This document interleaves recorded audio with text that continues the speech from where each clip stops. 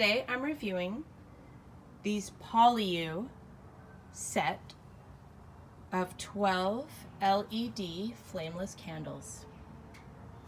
These candles are roughly 2 inches high and they look really awesome with fake wax. So what I really like about these is that the batteries last a really long time, according to the listing. And once the battery runs out, you just buy a new one. So it's not a throwaway item. These are safe for kids, and my kids will touch about anything, whether I tell them no or not. So these are great. They look real. They do not heat up. It's not warm at all.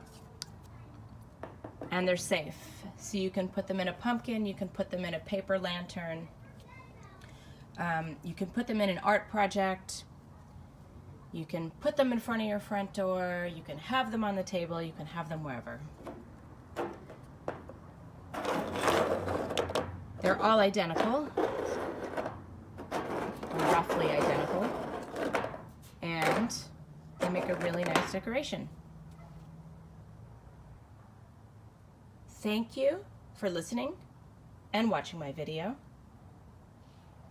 And again, this is POLIYU 12-pack of LED flameless candles. Have a good night. Please click like on this video and subscribe to my channel. Thanks.